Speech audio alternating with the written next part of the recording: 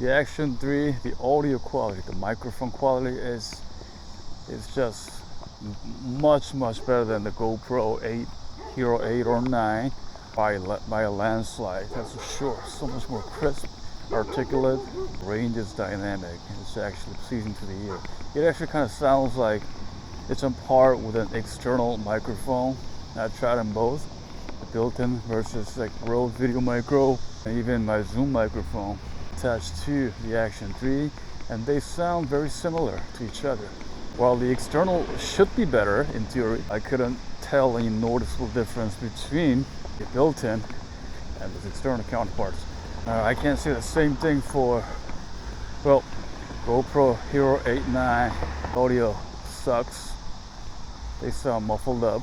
It sounds like there's a pillow covering the microphone, and it sounds especially worse on the Hero 8, especially in water. I can't speak for Hero 10 or the 11 because I've never owned them, but based on some of the reviews, it seems like they also don't have the best microphone system quality. Action 3 definitely stepped up its game in the audio quality world, right? Now on the image quality, that's a different story there, because image-wise,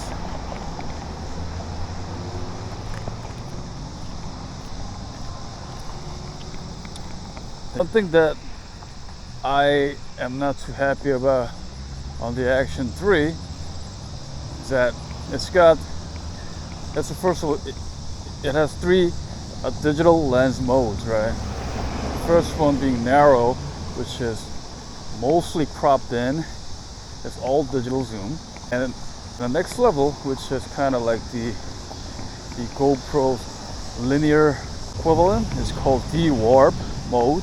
And then lastly, there's wide, and then there's ultra wide. So altogether, there are four modes in Action 3.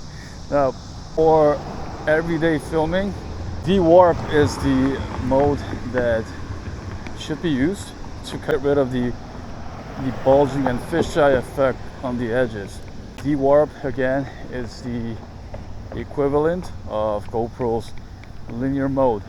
Now, all seems fine, except that in the D-Warp mode, the images on the Action 3, on the edges, right, left and right, and also top and bottom, near the edges of the frame, it stretches noticeably.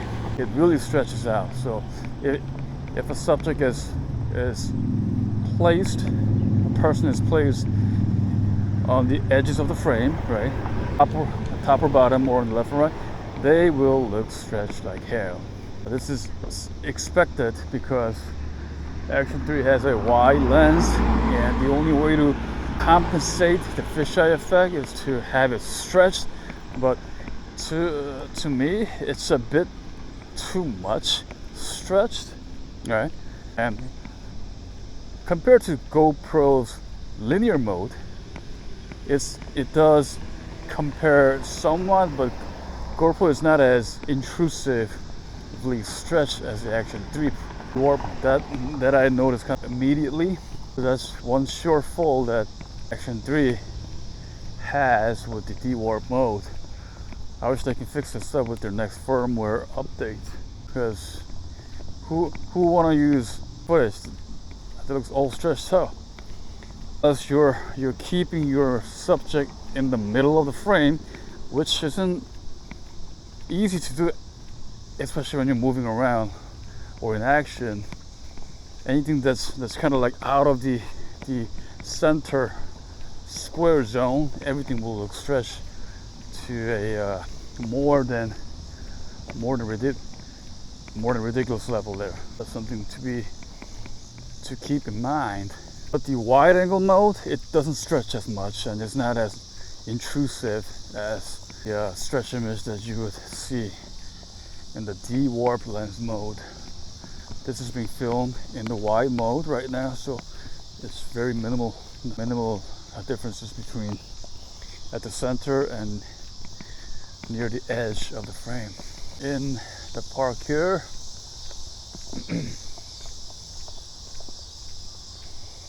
so after crossing the next road, there is There's a pathway, walking trail, right behind a bunch of homes that are covered by woods. So it's only one side.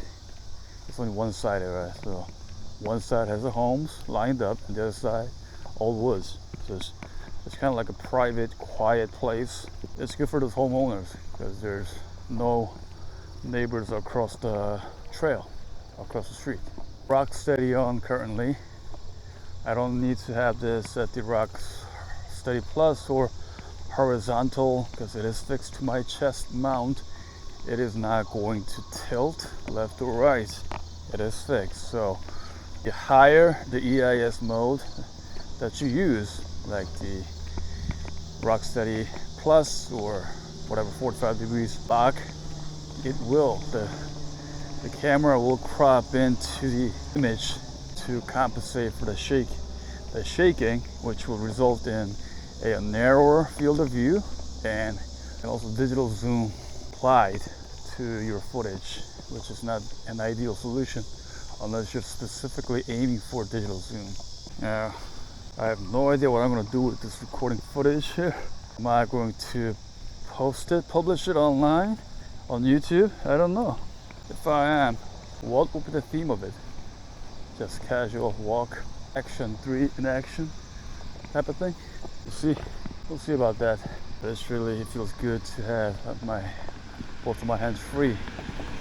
I don't have to hold the camera in a sporty stick or something. I'll just be free.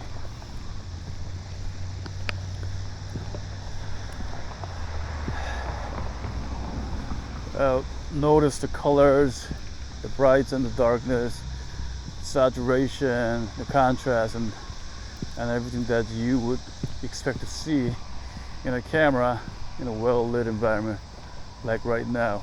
The sun has started to, it's about 6 p.m. in the evening, so the sun is still in the sky. It is yet to set yet, so there's plenty of lighting. Lights are mostly now illuminating from the west.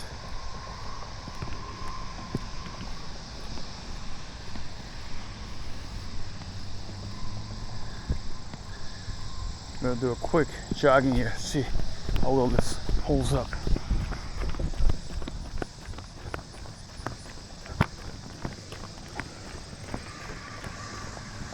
All the way up to that first big tree. That's about it. Yep. All the cicadas crying out loud here, all looking for a mate.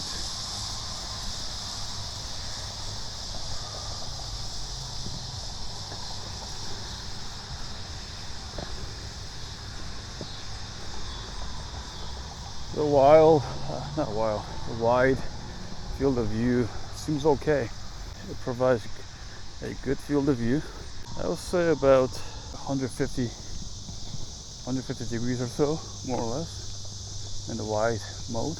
There's also ultra wide, which even provides a wider field of view, but it comes at a cost. It will stretch the heck out of the subject, and it's not going to look good. Probably not even usable. At least to me, that.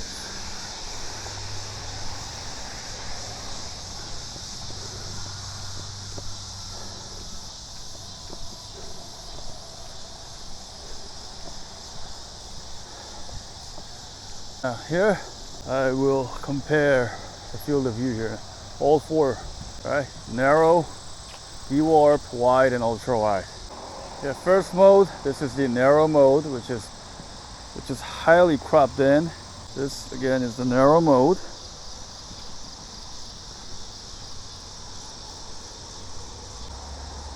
This is the D-warp mode, D-warp, or the standard mode on Action 3. It's got wider field of view compared to the narrow, but as you can see, towards the left and right edges, the objects do get stretched out quite a bit. Now I have the wide angle mode, which provides a wider field of view. The stretching is not as eminent as the D-warp mode.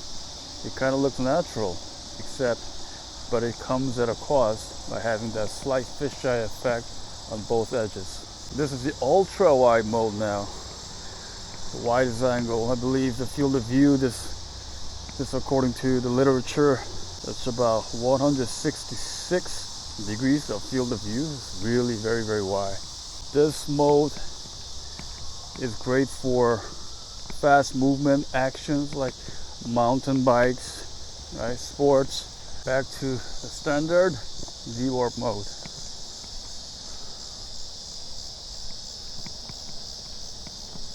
Oh, the cicadas chirping. Makes you wonder how many are there that are on these trees. There must be hundreds, if not thousands of them chirping all at the same time.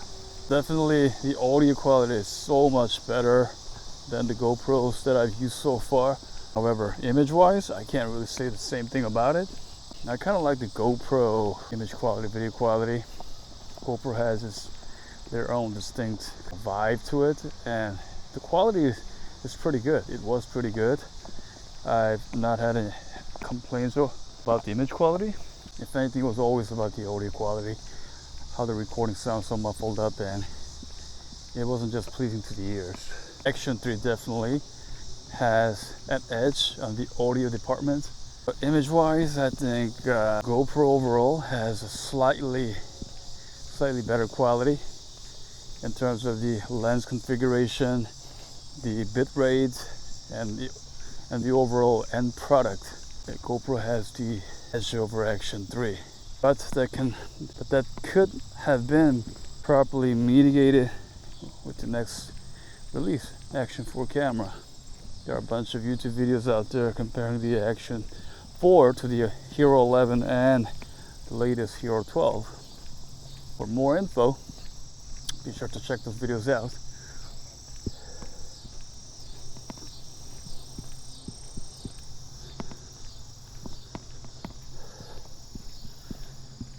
By the way, this is all being recorded in easy, full auto setting. Action 3 has two modes, basic and pro mode. I should say standard, which is kind of like the easy mode. There are very limited number of options that you can play around with. Pro mode it's kind of like the Pro Tune equivalent of a GoPro. You can change the exposures, the shutter speed, frame, also the white balance and all that good stuff. I try not to touch that during well-lit daytime, because I find the Action 3 does a pretty good job in balancing the lighting, contrast, saturation, and everything else in between. So no need me to play around and spend time on tweaking with manual controls if it's already working fine.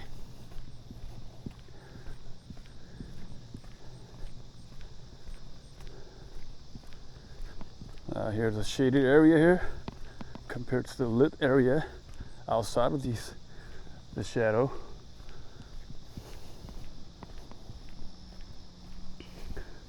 And this is in D-warp mode. You notice these objects near the end of the frame, left and right, they're getting very stretched out, very noticeably stretched. Unless your subject is right in the middle of the frame, like my watch here, they will get stretched out. Just be mindful when you're filming.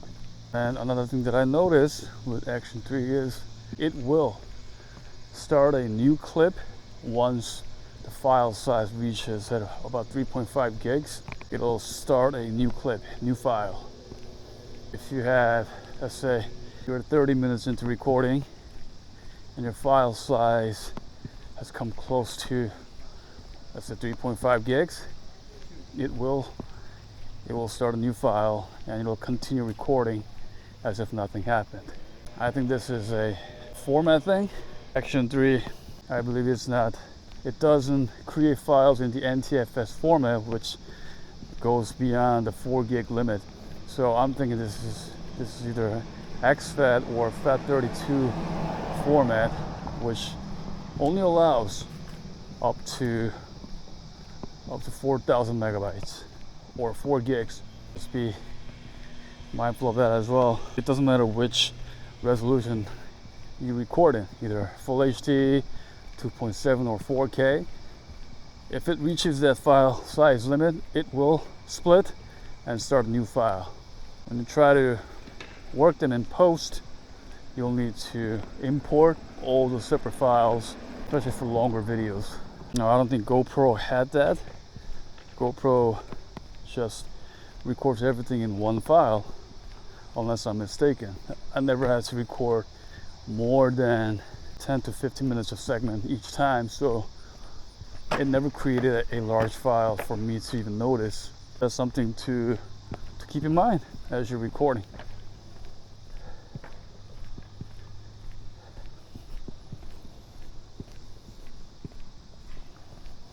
What a nice day today.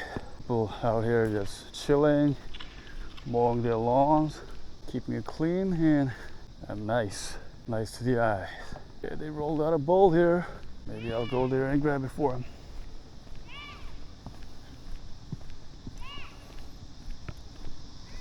Looking for a bowl? Huh? There you go. Thank you. I'm sorry.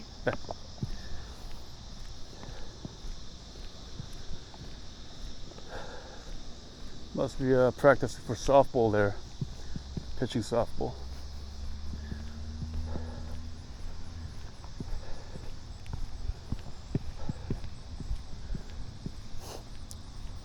I have my camera to my chest mount, and I did notice when people see me carrying a camera on my chest like this, they think I'm a YouTuber. They immediately assume that I'm a YouTuber, vlogger. That was something interesting. I mean, even little kids, right? 7-year-old kids. And when I went like this to a indoor water park last time with the family, they asked me, "Are you a YouTuber, mister?" I told them, "Hey, sort of." That's something that's immediately noticeable by certain individuals when you have anything mounted to your chest or on your head.